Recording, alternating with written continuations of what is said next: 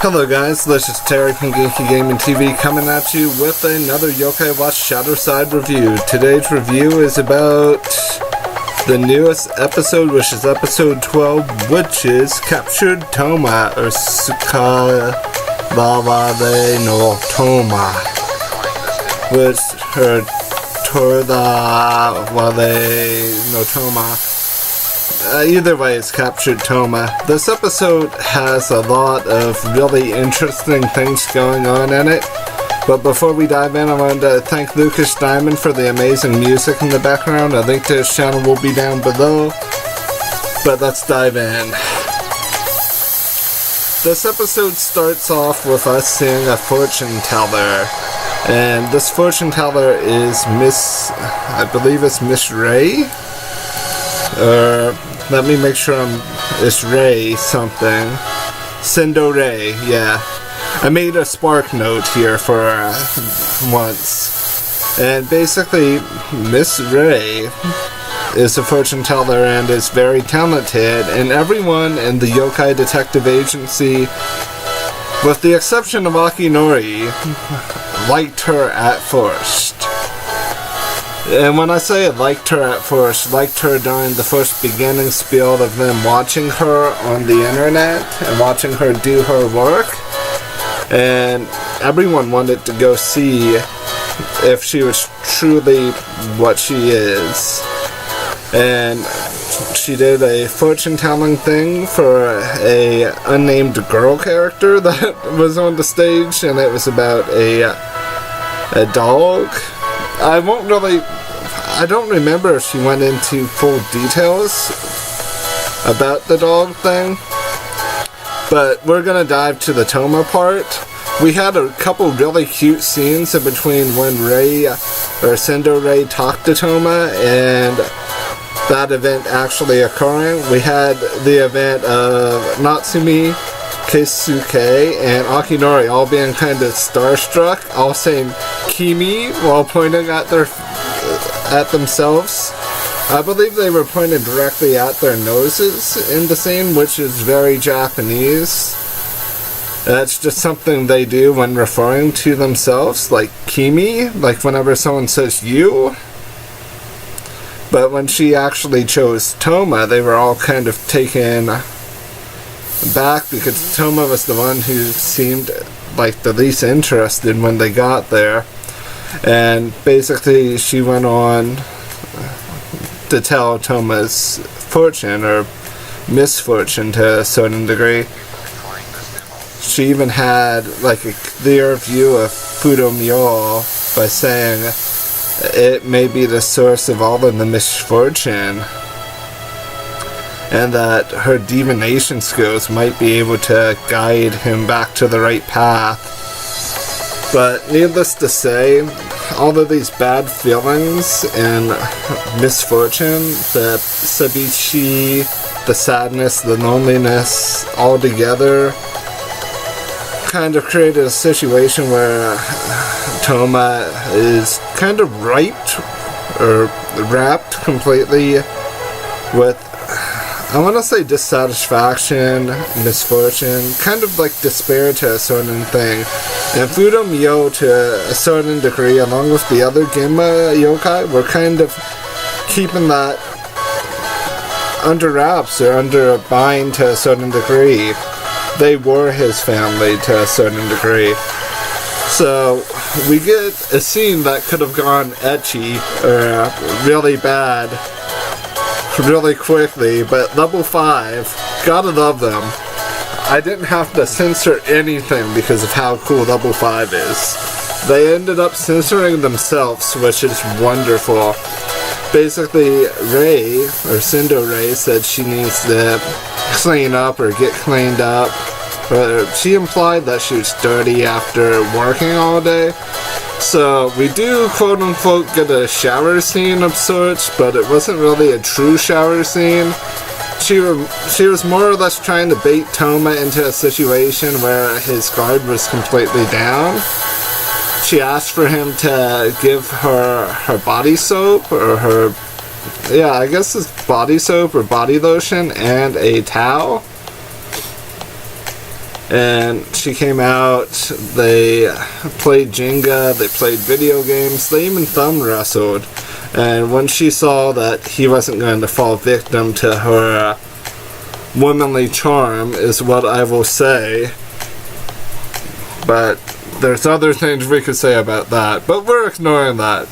Basically, she opens up her robe, and there's basically a black hole of sorts, just like a gashing looking mouth that projects like small Touma or childhood Touma.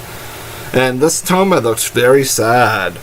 And our Touma looks into the face of the other Touma and falls into despair and falls into that trap. Touma is not himself at this point. He is trapped within himself and within a sad flashback that becomes happy when Toma's mom shows up. And even better, when he graduates from middle school and is given an actual watch by his father and mother for graduating. Or at least I think it's middle school at this degree. Maybe I'm just trying to age people up, because I feel like him, Akinori, and Natsume are a little older than middle school, but they may still technically be to a certain degree. I mean, speculation-wise, we won't really dive into it, but we've not really gotten to see what their actual schooling is. All we know is that Keisuke is a Shogakusei, or elementary school student, so they could be middle or high. I don't know. We're not going to discuss this right now, but we're going to continue going on, because this has a lot of extra layers to it. The whole family flashback, the whole being paralyzed thing within his own despair, and then Haruya shows up and uses some sort of half-human, half-yokai ability to basically wrap a binding around Touma, and this is after Touma takes off the ogre watch and lays it on the table and hands the Fudomyo sword to Rei, or to Sendo Rei. I'm not sure if you want me to say Sendo Rei or Rei, but I'd be calling her Rei, because I like Rei. Even without this whole fortune-telling thing and being quote-unquote evil, we'll learn later on that this situation, Rei was just being used to a certain degree. Hashtag Rei for detective team member. Put that down in the chat, guys. Or down in the comment section. I'm recording this later than what I would, and I forgot to apologize for that. I was busy all weekend. This is coming up on Sunday night, so it should go up either later or tomorrow morning. I apologize for any and all the issues, guys. It's my bad. But let's get back to the episode review. I just want it to be a man and apologize for this being late. But as this all goes on, Haruya has quite the monologue. He basically is insinuating things about the situation. Natsume calls Akinori, says she thinks something's going on, or she has a bad feeling or an eerie feeling. So they rush off, heading in the direction of where Rei's office or area was. And they are stopped by a guy who looks like Fudomyo, who I will call Fudo Clone until we actually get a fully confirmed name. And I know the first thing you guys are saying, you should be playing Whipwob, or you should be playing Yokai Watch Puni Puni, so you know these names, man. So if you guys want me to play Puni Puni, please tell me down below, as well as just like a side note. I know it's off topic, but might help me with this a little bit. But let's dive right back into this. Basically, fake Fudomyo, or Fire Fudo, fights with ShadowSide Jibanyan after our buddy Akinori tries to be a spell slinger and launch a spell at him which he just kind of shrugs off. Haruya kind of has another monologue thing about finally being in a good situation to quote-unquote take over to a certain degree. That's what I got from it with my translation skills, that he's planning on doing something big, and that now with the Fudomyo sword, he'll be able to work towards that goal more effectively.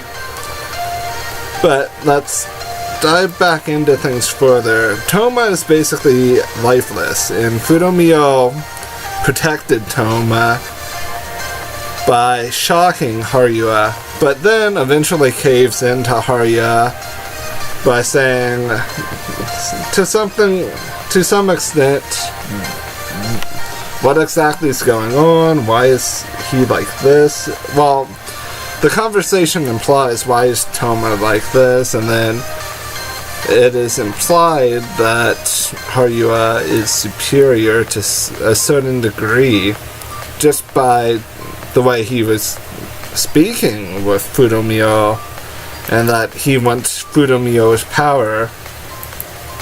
Fudomyo seems to agree to a certain degree. He wants to protect Touma, so he kind of goes with the flow in the situation. I want to say goes with the flow just due to the fact that he chooses to actually handle things in a less confrontational way.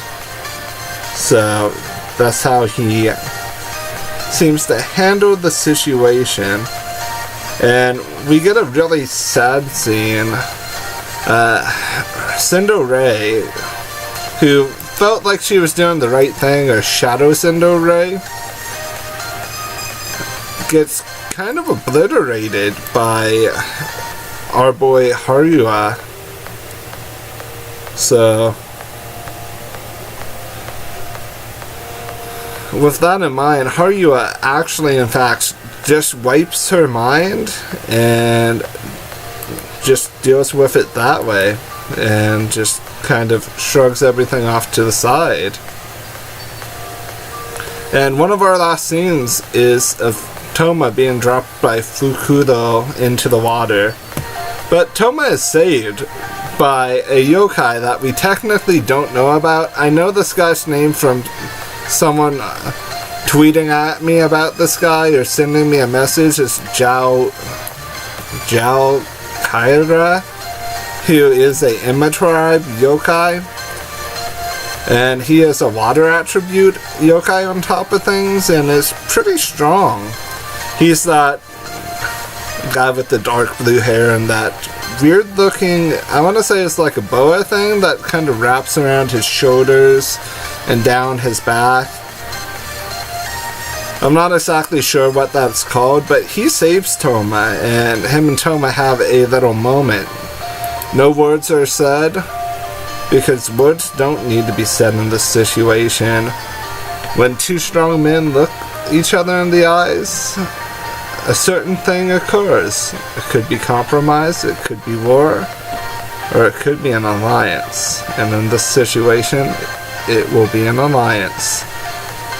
Because Touma needs to improve himself. Touma needs to shake off this loneliness, the sadness. He had friends. He even has a quote-unquote bonus little brother in Keisuke. And he has a pet cat in Jibanyan to a certain degree. So yeah, he needs to break these chains of loneliness and sadness and soar above them all. Because he's basically Fudomyo plus every other Inma tribe yokai to a certain degree. Because the Ogre Watch, the way I feel like it's going to be represented in the series, is Touma's basically going to be able to work with any Inma tribe yokai that is quote-unquote aligned with like the proper way of the yokai world. But that's been it for this episode. If I would have to rate the episode anything, I would probably say this is a high A. It's not like an S rank, because I would have liked for there to be more action with that fight between ShadowSide, Jibanyan, and Fake Fudomio or Red Fudomio. I wish I could remember the guy's name because I remember reading it. And I would also have liked a little less build up there in the beginning. I know that they had to put Rei in a light that she was actually a good fortune teller, but I don't feel like they needed this extended build up that felt like it just was going on a little too long there for the beginning. Overall, the episode met my satisfaction at the highest degree. I just would have personally liked it if the situation was done a tiny bit differently. Not completely differently. You guys are getting my point. There are certain ways where you can handle things, and certain ways where handling it isn't done exactly right. And I feel like the way this was handled, the beginning build-up, is a way that should have probably have been a little bit paced differently. Not much differently, but differently enough that our pacing wasn't just at the point of like a snail's pace. Overall, I really enjoyed this episode. Hashtag Ray for Detective Team member. If we could get 10 likes on this, it would be truly appreciated. I'm more than willing to keep doing these reviews. I'm sorry again for this one being late, and thank you guys for all of your wonderful support, your excellent comments.